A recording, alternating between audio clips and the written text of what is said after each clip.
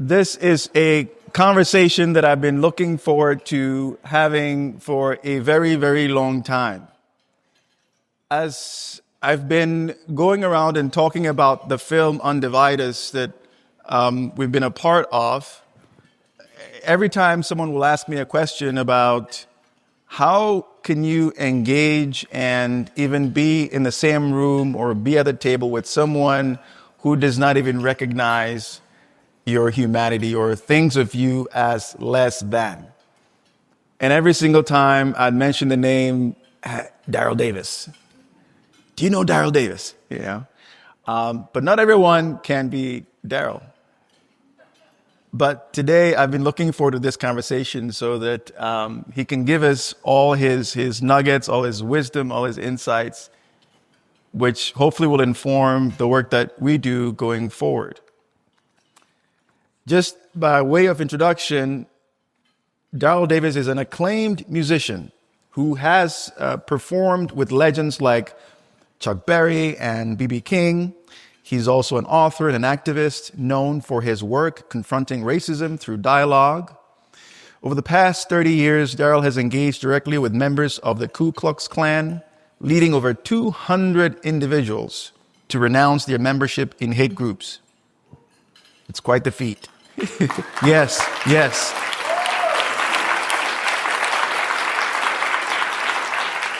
His approach is rooted in conversations, patience, and understanding. Has been featured in his book, Clandestine Relationships, and the documentary, Accidental Courtesy. Tonight, he brings his unique perspective on civil discourse, pluralism, and the power of dialogue. Daryl, thank you for joining us. Thank you for having me.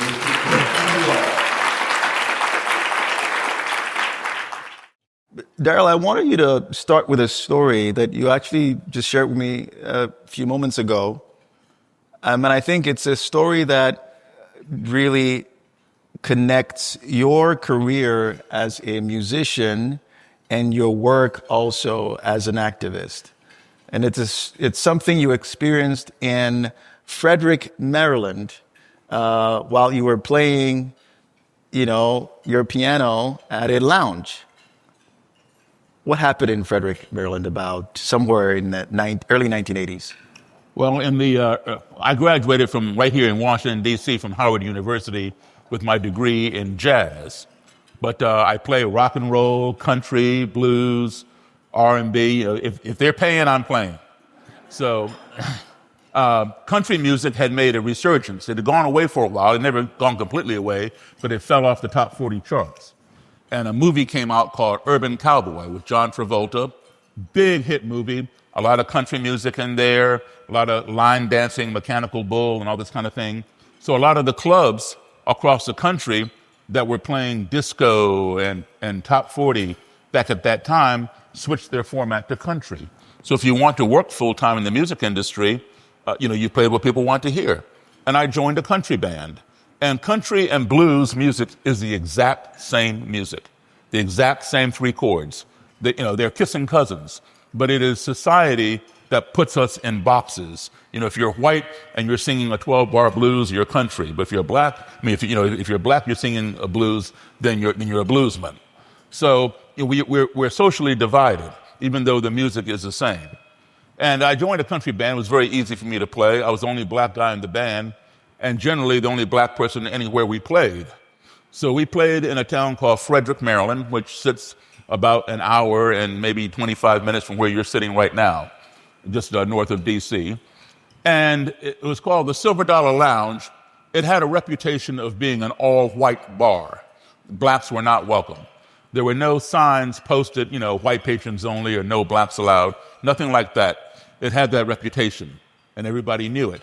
And, if you go somewhere where you're not welcome and alcohol is being served, it's not always a good combination.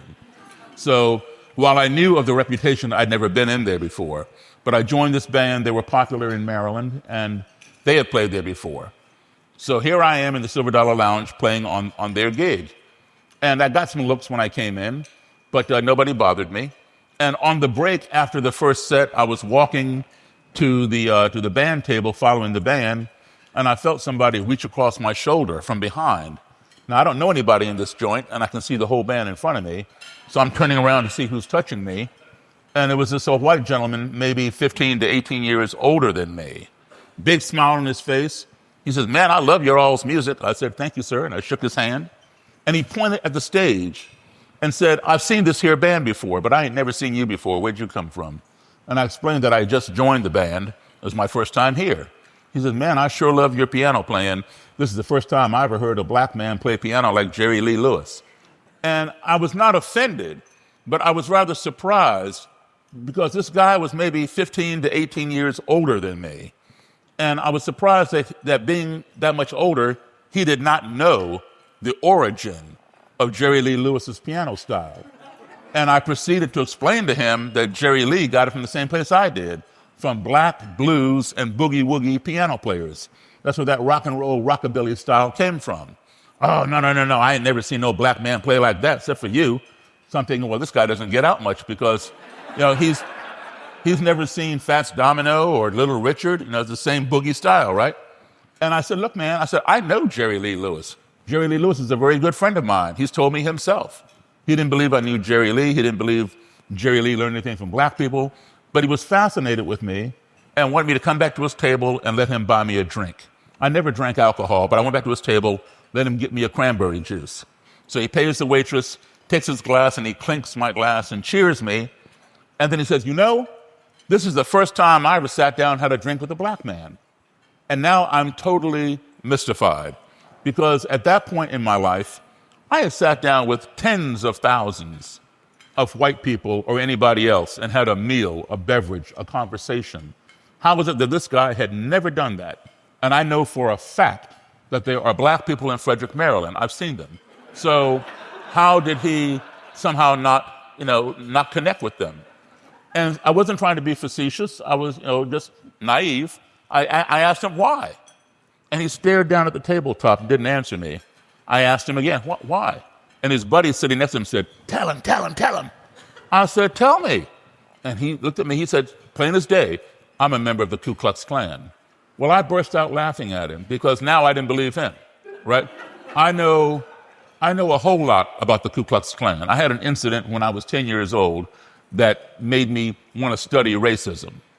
And I have just about every book written on the Klan, on black supremacy, white supremacy, the Nazis in Germany, the neo-Nazis over here. I have a vast library on that stuff, and I've read it all. And I know Klansmen just don't come up to black people and hug them and want to buy them a drink and talk to them. It doesn't work that way.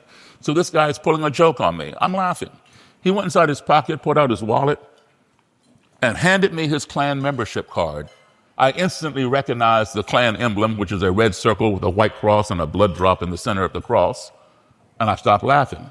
This thing was for real. It wasn't funny anymore. I gave it back to him, and we talked. He was very friendly. We talked about the Klan and different things, but he gave me his phone number and wanted me to call him anytime I was to return to this bar because he wanted to bring his friends, right? Klansmen and Klanswomen to see, as he put it, the black guy who plays like Jerry Lee. I'm not sure he called me a black guy to his friends, but that's how he explained it to me. And I said, okay. And so the band was on a rotation there every 6 weeks. I called the guy on a Wednesday or Thursday and said, "Hey, man, we're down at the Silver Dollar. Come on out." He'd come. He'd bring Klansmen and Klanswomen, not in robes and hoods, but, regular street clothes. And they'd gather around the stage, near the band and watch me play the piano. And they'd get out on the dance floor and dance to our music. On the breaks, I would make my way over to his table, thank him for coming. Some of the Klan people would hang there. Most of them would hang there. They were curious about me and wanted to meet me and talk to me. And, we'd shake hands. But there were two of them. Every time I approached the table, they'd get up and move to the other side of the room. So the implied message was, we don't want to touch you. We don't want to talk to you. We just want to, watch you play or something, which was fine by me. And I quit that band at the end of that year, and I went back to playing rock and roll and whatever else was going on. And, I lost track of the guy because it wasn't like, I had a day off when I go to Frederick to hang out with the Klan. I do that now, but I wasn't doing it back then, right? So it dawned on me a few years later, Daryl, the answer to your question, I had formed a question in my mind at the age of 10 after this incident, which was, how can you hate me when you don't even know me? And I'd been looking for that answer. And when I would ask people, They'll say, oh, Daryl, some people are just like that. That's just the way it is. Well, that's not an answer to me. I want to know why, right? So it dawned on me a few years after I quit that band, Daryl, the answer to your question that's been plaguing you since the age of 10, it fell right into your lap. You didn't even realize it. Who better to ask that question of than someone who would go so far as to join an organization that has over 100-year history of practicing hating people who don't look like them and who don't believe as they believe? Get back in contact with that guy. Get him to fix you up with a state leader. A state leader in the Klan is known as a Grand Dragon. Anybody with the prefix grand means they're on the state level. Dragon will be the top of the state, like we would call the governor. A Grand Caliph will be like a lieutenant governor, and then you have a secretary and treasurer and all that. A national leader, what we would call the president, they call that the imperial wizard. Imperial, anybody who is imperial is on the national level. Wizard is the top, like president. An imperial caliph would be like a vice president, and then again you have secretaries and treasurers, etc. So I wanted this guy to fix me up with the Grand Dragon of Maryland. I want to interview the guy, because every book written on the Ku Klux Klan had been written by a white author. There have been 2 books written by black authors about the Klan. They dealt with the Klan, but each one was talking about how he escaped a lynching, one in the 1930s and one in the 1940s, but not from the perspective of sitting down face-to-face interviewing their potential lyncher. That's what I wanted to do. I wanted to be the first black author to write a book on the Klan, sitting down face-to-face interviewing them. So that's how that started, and that's what I did. Wow, quite the story. Thanks for sharing that. You mentioned that, thank you. You mentioned that when you were 10 years old, something happened that generated this interest in you to explore this question. What happened when you were 10? Well, let's go back to before I was 10, and then we'll get to it when I was 10. We have to do this chronologically, otherwise I'll forget. No. So I'm 66 years of age. I was born in 1958. And I was a child of parents in the U.S. Foreign Service. My father was one of the first black Secret Service agents in this country. My dad wanted to be an FBI agent. J. Edgar Hoover was a racist, a male chauvinist, among other things. No women, no blacks. So my dad went to the Secret Service. A man named Harry Anslinger was the head of the Secret Service. He had no blacks there. He hired 5 black males on the same day, and my dad was one of those 5. And my dad had a knack. Well, his first assignment was in Chicago, and my mom and dad are from Virginia, Roanoke and Salem, and so they moved to Chicago for my dad's Secret Service assignment. And while there, I was born. And then later, my dad had a knack for languages. My dad spoke 9 languages fluently. He could read and write in 4 of them. Where he got that from, I don't know. I didn't get it. But he had it. And he rose as high as they would let him go in the Secret Service. There was a ceiling for black people. And it got to the point where he was training agents who were being promoted above him. So at the time, Richard Nixon was vice president to Dwight Eisenhower. And he was going to have a debate. It was called the kitchen debate with Nikita Khrushchev, the prime minister of Russia. So the State Department put out a solicitation for any Americans who could speak fluent Russian to come and apply for translator, interpreter, to go on this trip to Moscow. Well, guess what? My dad spoke Russian. So my dad went and applied for the job. He got it. So he accompanied Vice President Nixon to Moscow and interpreted for him. And when he got back, Nixon told Eisenhower about my dad. They did some background on him, found out what he was doing, all about him. And they called him into the White House.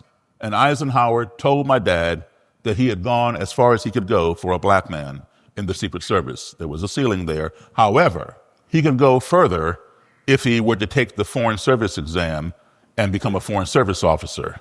So my dad took the Foreign Service exam and passed it and became a Foreign Service officer with the State Department. And so that's how I became an American embassy kid. There was still a ceiling for black Foreign Service officers in the U.S. State Department. And so my dad rose as high as they would let him go. But it was higher than what he was in the Secret Service, but not to the top. So anyway, we did a lot of traveling. I began traveling around the world at the age of 3. in 1961. And how it works is you get assigned to a country for 2 years.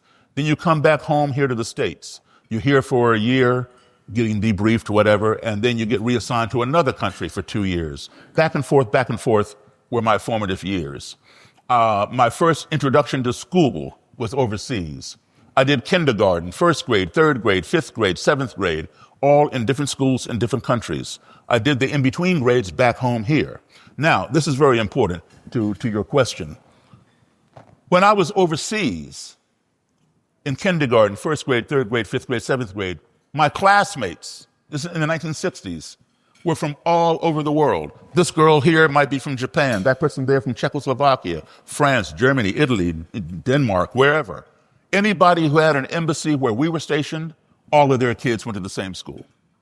So that being my first exposure to school, that became what my baseline was for what school was supposed to be, right? But every time I'd come back home, here to my own country, I would either be in all black schools or black and white schools, meaning the still segregated or the newly integrated. And despite the fact that desegregation was passed in 1954 by the Supreme Court 4 years before I was born, schools did not integrate overnight. It took years. And even today in 2024, in some parts of this country, we're still dealing with trying to get places integrated. All right. So anyway, one time when I came back, let's skip ahead, I was age 10, 1968. And we came back and we were living in Massachusetts. And first we went to Boston. And my dad was getting his master's in anthropology from BU, Boston University. So I went to school in Boston in fourth grade for about 3 weeks. The schools there were so bad, terrible. Kids in the fourth grade were still learning their ABCs. I'm not joking. And I thought it was funny. And I told my parents thinking, they'd get a kick out of it too. They didn't. So they're like, we're out of here. So we packed up and moved 8 miles outside of Boston to Belmont. Belmont is right next door to Cambridge, right next door to Lexington and Concord, Massachusetts. So I was one of 2 black kids in the entire school there in Belmont.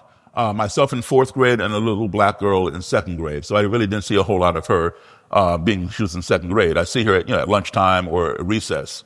So my friends were white, fourth and fifth graders. Several of my male friends were Cub Scouts, and they invited me to join. So I joined the Cub Scouts.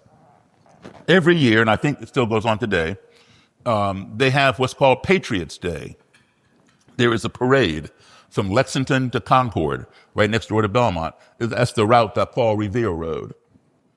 The streets are blocked off. Sidewalks were lined with nothing but white people waving and cheering. There were the Cub Scouts, Boy Scouts, Girl Scouts, Brownies, 4-H Club, a bunch of different organizations.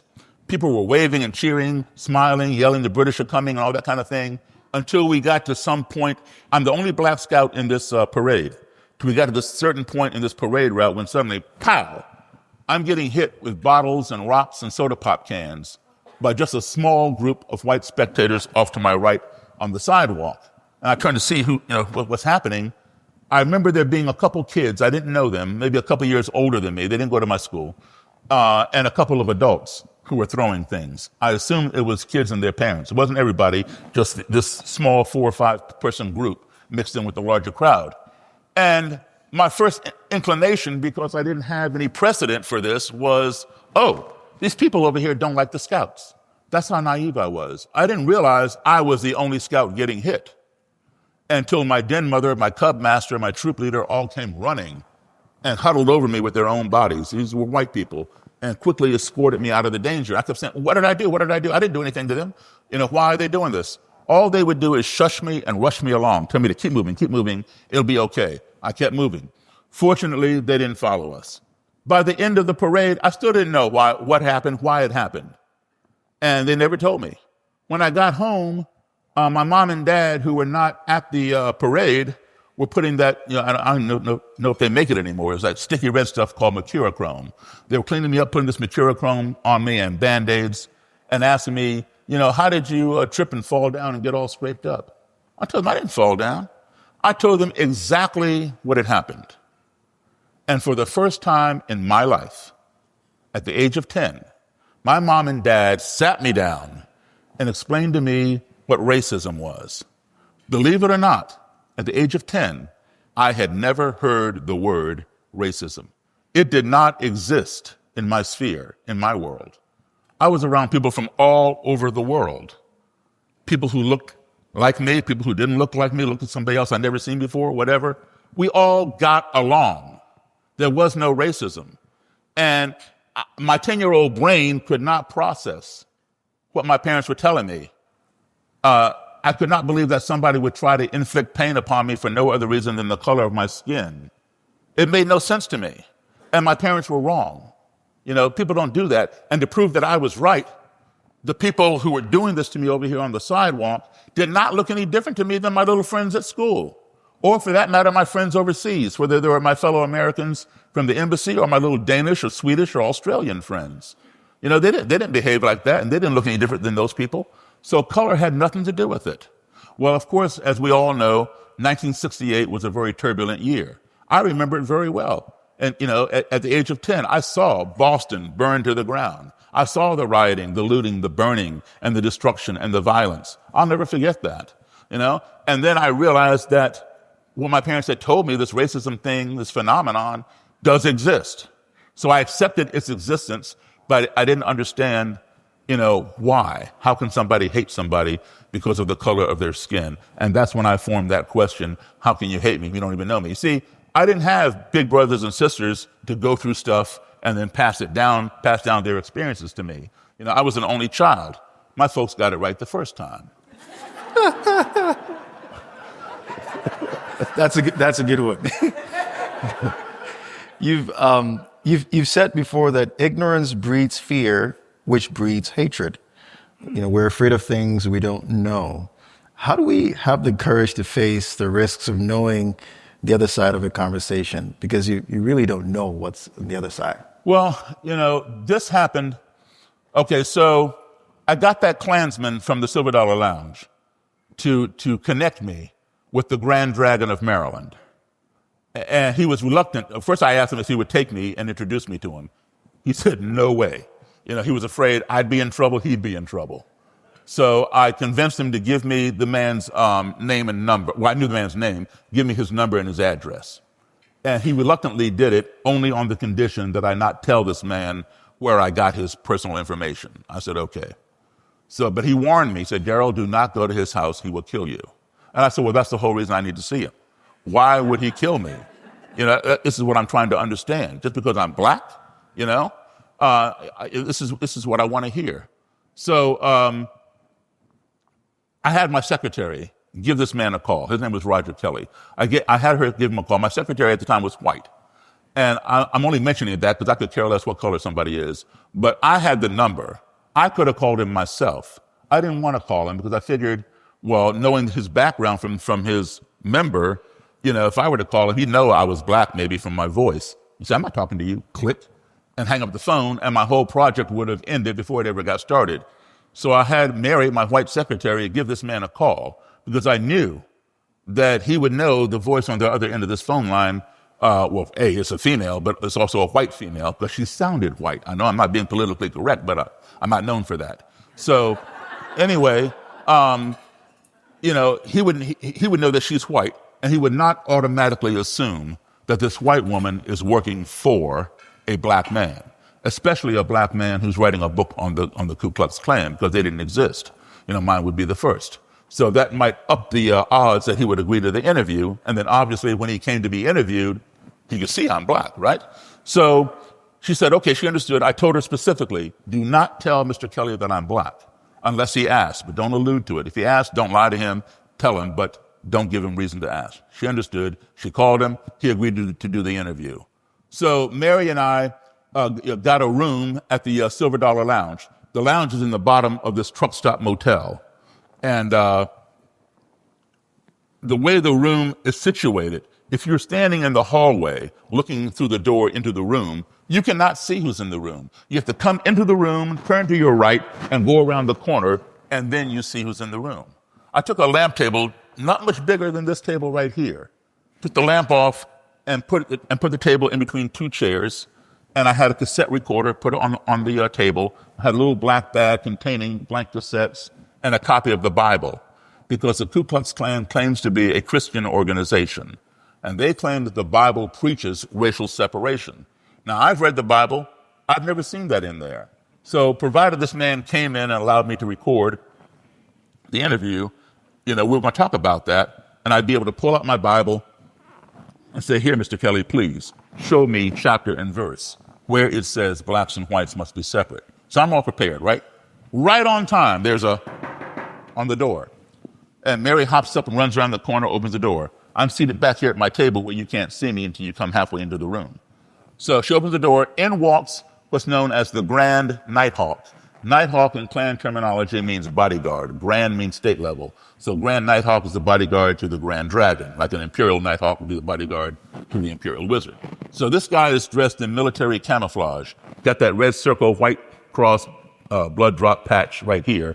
The letters KKK right here. And embroidered on his cap, it said Knights of the Ku Klux Klan. And right here he had a semi-automatic handgun in a holster. And he comes around the corner and sees me and just freezes. Well, Mr. Kelly is on the other side of the corner and doesn't realize that his Nighthawk had stopped short. He came around the corner and slammed into the guy's back and knocked the guy forward. And they both are stumbling around trying to regain their balance. They're like looking all around the room. And I'm just sitting there looking at them, and I can read their faces. They're thinking, did the desk clerk give us the wrong room number, or is this an ambush? I could see the apprehension. I stood up and I went like this, so I had nothing in my hands. And I walked forward. I said, hi, Mr. Kelly, I'm Daryl Davis. He shook my hand. So did the Nighthawk. So far, so good. I said, please, come on in, have a seat. So Mr. Kelly sat down. The Nighthawk stood at attention to Mr. Kelly's right. And before I could sit down, Mr. Kelly says, Mr. Davis, do you have any form of identification? I said, sure. I gave him my driver's license. He said, oh, you live on such and such street in Silver Spring. Well, now that had me a little concerned. Why is he looking at my address? Is he going to stop by and burn a cross in my yard or what? Right? I did not want to let him know that I was concerned, but I wanted to let him know that he was not to come to my house uninvited. Right? And I said, yes, Mr. Kelly, that is where I live. And you live at, and I named his house number and his street. That way, I was leveling the playing field. I know where you live, you know where I live. If you come visit me, I'm going to come visit you. And so, let's just confine all this visiting to this motel room, right? So he understood, he nodded his head, and I did not realize it that day. It was a few months later. I had no reason, I was being presumptuous. I had no reason to fear Mr. Kelly coming to my house for any nefarious purpose. The reason he mentioned my street, he recognized my street. I didn't even know this. One of his members lived right down the road from me. All right, 2 neighborhoods over. My street runs through about 3 neighborhoods. And one of his members lives down there. That same member today is in a federal prison in the state of Maine for committing a hate crime. All right, but, so Mr. Kelly recognized the street because anytime he'd go visit that guy, he had to get on my street, that's all. So there was no way I could have known that day. So we got on with this interview. And every time Mr. Kelly would say, Mr. Davis, the Bible says, I'd reach down to pull out my Bible, or if my cassette ran out of tape, I'd reach down and get a fresh tape. Every time I reached down like this, the Nighthawk reached up like this. He never pulled his gun. He just rested his hand on the butt of the gun. And I understood that. That's his job. I'm the enemy. He doesn't know what's in my bag. So his job is to protect his boss. So I was fine with that. After about 45 minutes or so, he relaxed. And I went in and out of the bag. The bodyguard, the Nighthawk, did not move. He relaxed. But a little over an hour into this interview, Mr. Kelly and I were just talking casually across the table. And out of nowhere, there was a very fast, very short noise, like and we all jumped. And I flew out of my seat, and I hit the table. And I knew that Mr. Kelly had made this noise. I didn't know what the noise was. It was too fast and too short for my ear to discern what it was.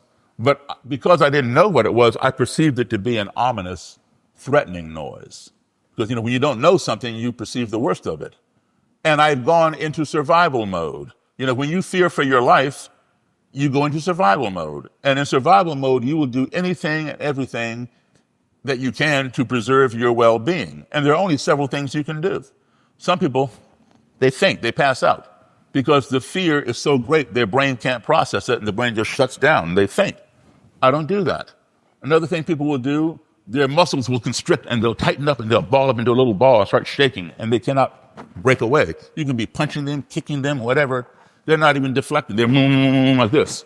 That's paralysis by fear. I don't do that either. Third thing people will do is to run away. That is your best option. As quickly as you can, separate yourself from the source of the fear. Get away from it. And that is the option that I would have chosen had it been available. But how am I going to outrun a bullet in a motel room? I'm not armed. Mary is not armed. The only person who I know for sure who is armed is the Nighthawk. I can see his weapon on his hip. I did not know if Mr. Kelly had a gun up under his suit and tie or not, right? I knew I didn't have one. I didn't want to get shot that day. So the last option you have is to do what's called a preemptive strike. Get them before they get you. And when I flew up out of that chair, I was on my way to dive across that table, grab the Nighthawk, grab Mr. Kelly, and slam them down to the ground and take away the Nighthawk's gun to neutralize the situation. But when I hit that table, I'm looking right into Mr. Kelly's eyes. I didn't say one word. My eyes were speaking for me. My eyes were shouting so loud he could hear my eyes. My eyes were saying to him, "What did you just do?" Well, his eyes were fixated on mine. You know, he didn't say a word either. I could read his eyes. His eyes were saying to me, "What did you just do?" And the Nighthawk's like this, looking at both of us, "What did either one of y'all just do?" Mary was sitting on top of the dresser to my left because there were no more chairs in the room. She realized what had happened. And she began explaining it to us when it happened again. There was a bucket of ice and cans of soda sitting next to her that we had gotten earlier before Mr. Kelly arrived to offer them. And the ice had begun melting, and the cans of soda were shifting down the ice. That was it. And so when she explained it and we heard it, we all began laughing at how ignorant we all had been. Now, it's hard enough to picture a black man and a Klansman sitting together in a room, let alone them both laughing at the same thing. But that happened, all right? But this, I won't say this was a learning moment. I'll say it was a teaching moment. The learning would come later. And the lesson taught is this, what you just mentioned.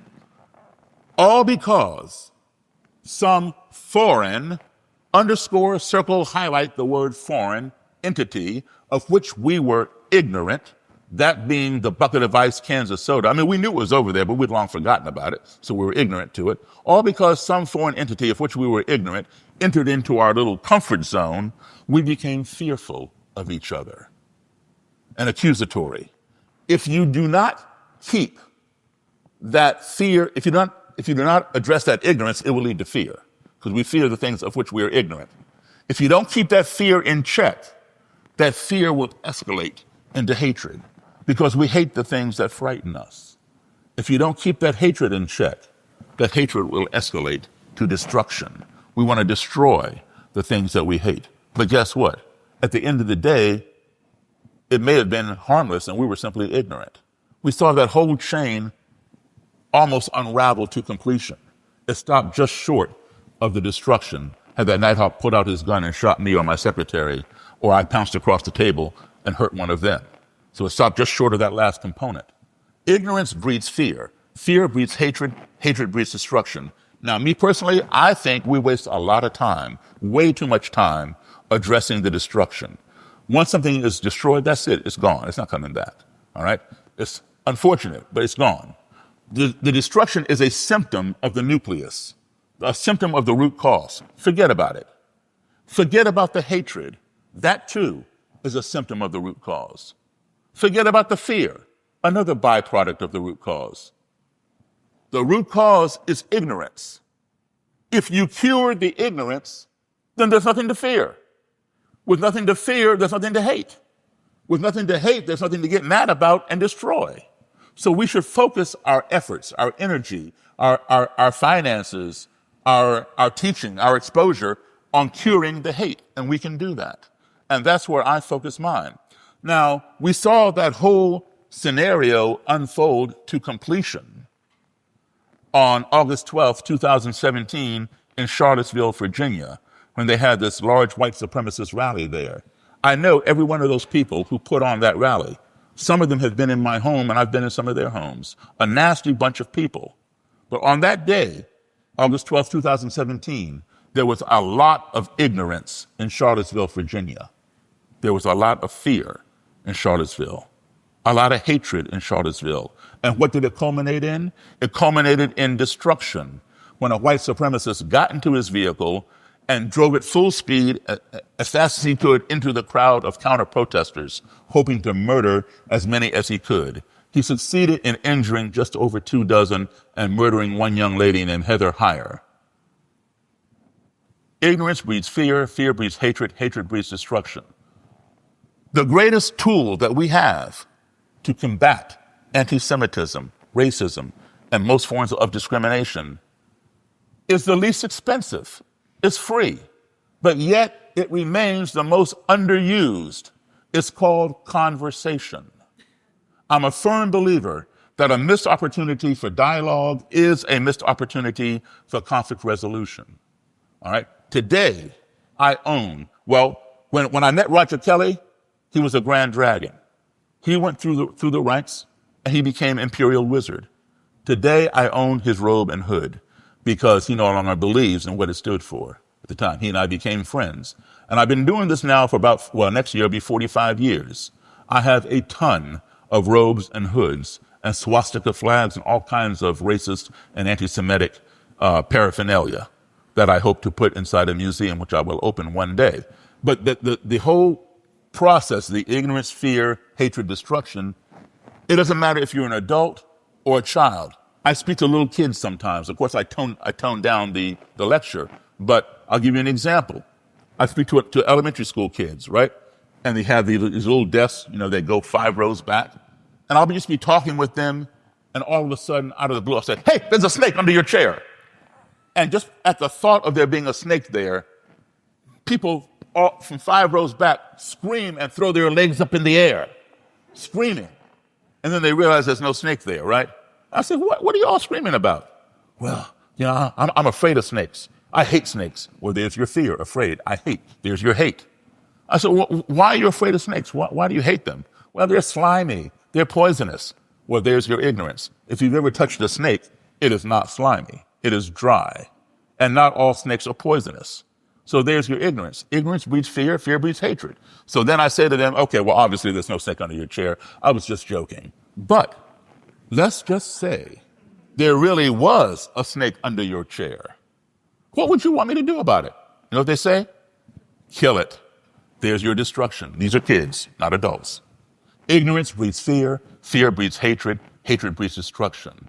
So let's address the ignorance early on in school so we don't have to go through the fear and the hatred and the destruction as adults. Thank you for that.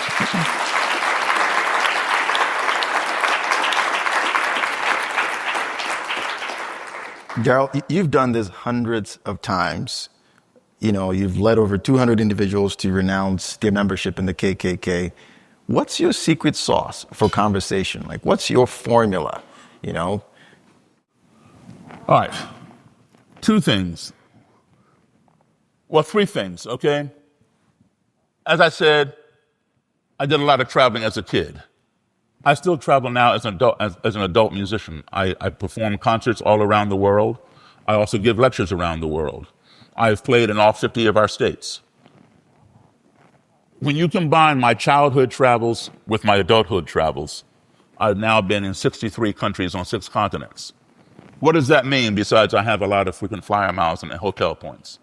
It means that I have been exposed to a wide variety of colors, ethnicities, religions, cultures, ideologies, belief systems, etc.